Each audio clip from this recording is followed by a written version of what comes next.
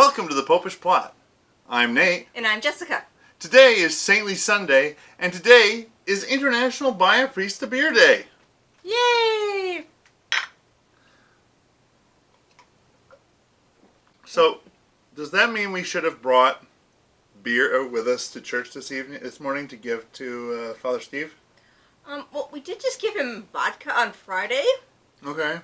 And it's also Grandparents' Day. So he's probably spending the day with his grandkids whenever he has any free time. That's fair. That's fair. Yeah. And at the moment, we don't have any really good beer to distribute from our collection. Yeah, we haven't been brewing lately, so. No. So, anyways, today we're going to be talking about one of the many patron saints of beer who happens to have their feast day later this month on the 28th. Okay. St. Arnold?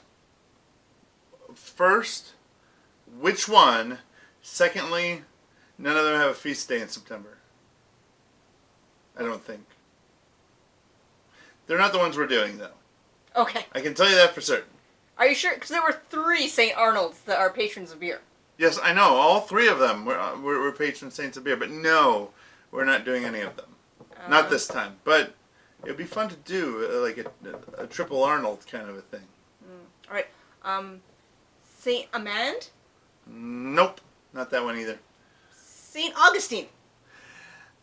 A really good choice, but if you will recall, his feast day was actually just last week. Or 2 weeks ago, I think. Okay. Yeah, it was a little. Yeah, it was about 2 weeks ago now. So. Saint Benedict. All those monks making all the beer. The Trappists do make very, very good beer, but no, not Saint Benedict. St. Bridget again? I'm sure we'll get to her later on this year because we love bringing up the lake of beer, but no. One of the St. Bonifaces who still is not pronounced bony-faced no matter how you spell it? Seriously, I see how you see bony face, but no. No. How many patron saints of beer are there? Well, there's all the ones we mentioned. There's St. Columbius, St. Hubert, St. Florian. There's Hildegard von Bingen, who isn't actually a saint yet, but I think she was from the era where there wasn't a really official process, so she's like, at least blessed or something. St. Lawrence, St. Luke, Santa Claus, St. Nicholas is one of the brewer saints. Okay. I think there's like a St. Veronis or something too. I mean, beer was very important in the old days, so there's a lot of saints that have to do with beer. Okay. Well, no, we are not going to be talking about any of those particular ones. Today we're going to be talking about St. Wenceslas. Ooh! Good King Wenceslaus went out on the feast of Stephen. Yeah, but actually, he wasn't a king. It's like literally the second word of the song. I know. During his life, he was the ruler of a principality, but his principality was a smaller part of a larger one, and therefore it was called a duchy, and he was therefore by extension a duke. Good Duke, what? It doesn't work. No, it doesn't work out so good. So, anyways, Saint Wenceslas was born in 907, and he lived until about 935. All right, that doesn't seem like a lot, but it's the olden days. Everyone was dying of something. Yep. As I mentioned, he wasn't actually the king, but he was the Duke of Bohemia, which after World War II became Czechoslovakia when the Soviet Russia took it over. I have heard of that. Yep. And then when Soviet Russia fell apart, Czechoslovakia broke up into its 2 original parts of the now called Czech Republic, formerly known as Bohemia, and Slovakia. Yes. I remember learning that they, during Cold War era, Russia would just throw together countries out of groups that had, no common history or language or anything, and the land shapes just fit good together, and so people just had to deal with it. Listen, those were horrible land shapes. I remember having to draw them for school projects. Nope. There were no straight lines. No straight lines. No, but I'm sure they had good geographical barriers. Yeah, probably rivers and stuff. Rivers and mountains, and All right, so he was Duke of Bohemia, which is Yep. now the Czech Republic. Yep. But he did eventually become king. Oh, did he take over some land somewhere? No, he became king after he died. Sometime after his death, the Holy Roman Emperor Otto I posthumously and honorarily named him a king. So the song works. The song works. Good King Wenceslas went out on the feast of Stephen. Yep, and the reason why he is a patron saint of beer, or he's one of the many patron saints of beer and or brewing and or beer making supplies, Yeah, they kind of get interchanged, is because during his reign, he outlawed the export and or removal of Bohemian hops from Bohemia. Well, that makes sense. Bohemia does has really good hops. They do. They have all the noble pills and things like that. Their hops make very good lager beers. They do, which coincidentally is what they make in that part of the world, Yeah. so it works good. Now, Wenceslas was primarily Christian because his grandfather was converted by the tag team powerhouse of Saints Cyril and Methodius. Ooh. Those are the brothers who have a feast day on St. Valentine's Day. That's right. They are also the ones who are noted for having gone and made an alphabet just so that they could go and translate a Bible into the local language in order to convert the whole land. Ah, well that makes sense. This is Eastern Europe, so they probably use the Cyrillic alphabet. Named after Saint Saint Cyril. His father, Mm-hmm. who was Duke before him, died around the time he was 13. Mm-hmm. Around 5 years later, he matured enough that he was then able to take over his father's place and be the seated Duke of the Principality of Bohemia. I think it would be a duchy. It was a duchy, yes. I mean, it's hard to remember these things because I just find duchy to be such a weird word. it is a weird word. So while he was Duke, he was known for building many churches. All right. He allowed the free entrance of missionaries from neighboring Germany. He may have even possibly taken a vow of poverty. But he was the Duke, which in this case meant king. Yeah, it's a little odd that he would have put himself into the poorhouse while being in charge of a country. However, it's not entirely unheard of that people who had great wealth, who felt a calling to serve God, chose to give that up as much as they were able to. I mean, look at Saint Hubertus. We talked about him last year. Mm-hmm. When his wife died and he felt called to go be a priest, he gave up everything. His land, his wealth, his title, his son. All right. So it's not entirely all that unusual for somebody who had great blessings to redistribute them to others. Okay, all right. I suppose that makes some sense. Now, as you may have noticed from the dates of his life that I gave out earlier, born 907, died 935, he didn't live very long. No, but it was the olden times. Plague, war. Cold-blooded assassination. Well, that.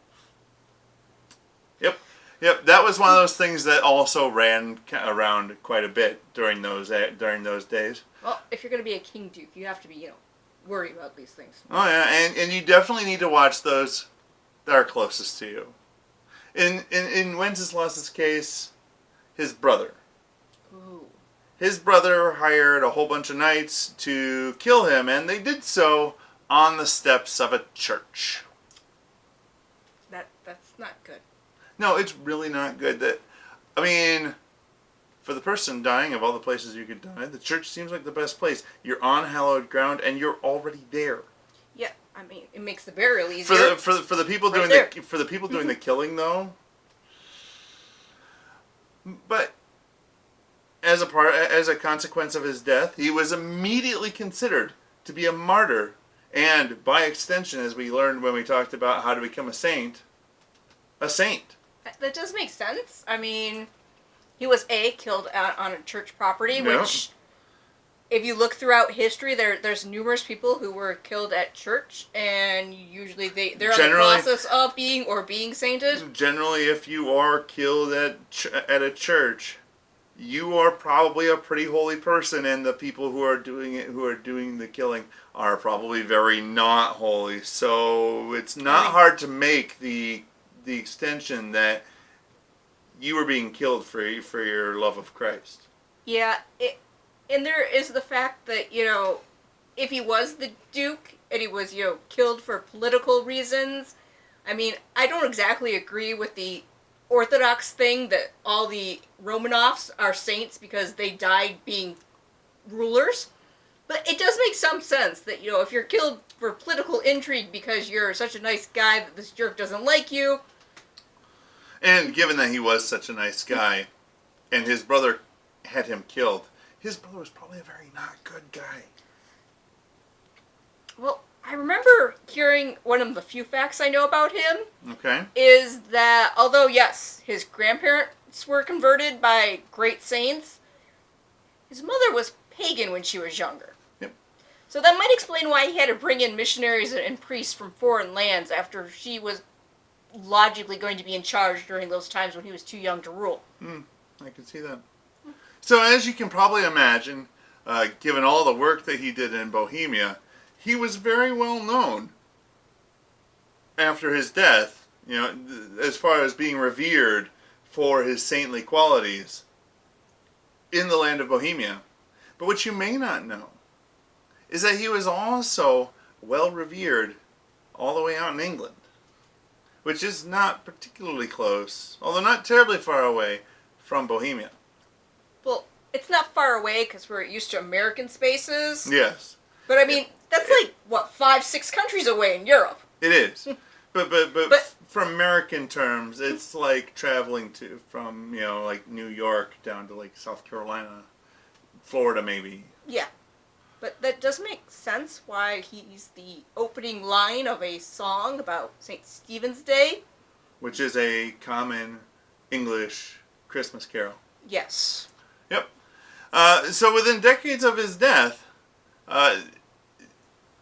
he was so well known that there were already multiple hagiographies written about him.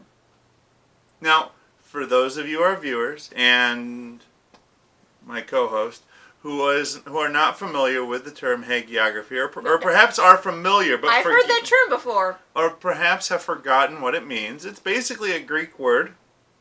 It comes from hagia, which I think is holy, and graphia, which is writing.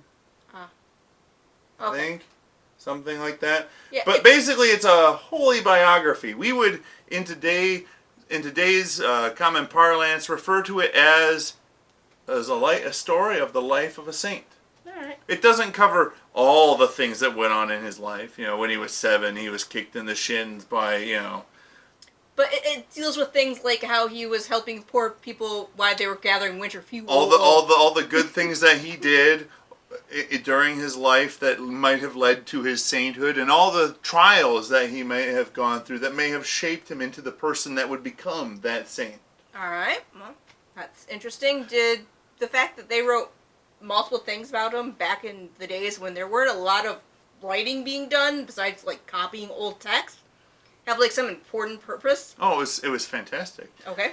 All of these hagiographies of him actually helped spread through the High Middle Ages the idea of the Rex Justus. Ooh, is that when a T-Rex has a little gavel in his tiny little hand and he's wearing a wig that he couldn't put on and he's like, "Roar! I'm ruling"? That's really cute. But no, not Justus. Justus. It's a Latin word. Ah. Basically, a righteous king. Okay. You know, it's sort of the ruler who, yes, they acquired their position because of their by their birth, Mm-hmm. but they acquired the loyalty and the fealty of the people that were under them, under their rule, because of what a fantastic, upright person they were. You know, given how you said that his legend spread all the way to England, which is why they were singing about him on the Feast of St. Stephen, which is just Boxing Day in England and a big holiday. Okay. This kind of reminds me of some like legends and stories that are English. Oh, it should. Okay. Yeah. You're familiar, of course, with King Arthur, The Once and Future King. the once and future king. You're probably also familiar, as I know you've read The Lord of the Rings, or at least watched all the movies. No, I've read them all. I got maybe halfway through the Lost Tales, and That's right. Anyways, you are familiar with Aragorn. Mm-hmm. Both of these are characters who are based, whose the style of their rule was based on the notion of the Rex Justus. Okay, I see the connection there. But you could probably say that about a handful of other kings. I mean, is there anything else that connects them with these British things? Well, actually, their stories have elements of legends that were told about King Wenceslas. Oh, did he have a round table and hate jewelry? No, he did not have a round table and hate jewelry. However, it is said Okay.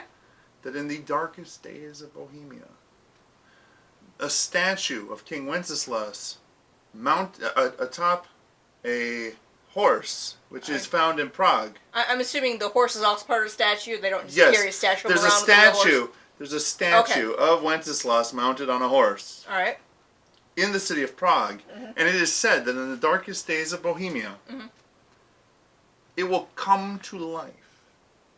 It will raise an army of knights from under a mountain. He will find a legendary sword, will kill all the enemies of the Czechs, and bring peace to the land. Well, that does sound awfully like Arthur and Aragon. Mm-hmm. Because, that was a big part in Book 3, that, he went under the mountain to get all the knights that were dead. He also went there with a sword that had been broken, but had been reforged. Yes, and Arthur had Excalibur in the sword he got from the Lady of the Lake. And in England's darkest days, he will rise up to become England's once and future king. Mm-hmm. And reign over the land in peace. Yeah, it seems like it was based on King Wenceslaus, who was Duke back then. Yes. Although, I don't think the legend is true. Okay, I'm not disagreeing with you, but I'd like to hear why. Well, you pointed out about how he's going to help the Bohemian people. Yes. Because it was Bohemia at the time. In their darkest days. Yeah, but they had to go through World War II. They were Eastern Europe. They got attacked a lot by the Nazis. Mm-hmm. Then they got taken over by the Russians and smushed into a made-up country that didn't have any natural history and boundaries together. Yeah. You think he'd show up by now? That's fair. That's fair. In fairness, the notion of a statue coming to life, raising an army of the dead, and bringing peace to the land with a legendary sword. No offense to any Czech viewers out there, it's a little far-fetched. But if it makes you happy, hold on to that. I don't see anything wrong with the possibility that might happen. Well, and everyone has their own stories. I mean, you have heard the idea of where Paul Bunyan came from. No. No? Oh, yeah, he worked up in the UP. Okay. It was based off an actual person that they then just kept, retelling the story. He just kept getting bigger and he bigger. He could eat 20 flapjacks because he was such a big man, by which they meant, maybe 7 feet tall. And By the time he got done, he's 20 feet tall and he has an ox the size of a train. Yeah, okay, gotcha. So anyways, we hope you enjoyed this little telling of information about Saint Wenceslas. If you happen to have a favorite saint, or a saint that perhaps you would like to learn more about, go down to the comment section below and put them in there. If by some chance, your saint involves and companions, just give us the saint's name. We'll throw the companions in as is necessary for the purpose of the story. But while the companions may be saints, there's not enough on them for them to be saints, to be named saints on their own. Yeah, it's like occasionally you read the saint of the day and it just so-and-so lived roughly this time. Exactly. Go down there, let us know about some saints, because we love talking about saints. It's fantastically fun. And we usually get to learn some interesting things in the process. Yes, and clearly there are a ton of saints, given all the ones we did not talk about who are patrons of brewers or brewing or brewing ingredients. We're definitely going to have to do something on the Triple Arnolds, though. I don't think you can call them the Triple Arnolds. They lived in various distinct times and places. Yeah, but it's just so hard. St. Arnold. Oh, this one? No, this one. No. Oh, that one. No, this one. Well, they are known as being Arnold and then location. Fair enough. Remember to go down below, hit the subscribe button and that bell right next to it so you get notified when we have new episodes. And until next time, remember to live your faith. Love your faith. Share that love.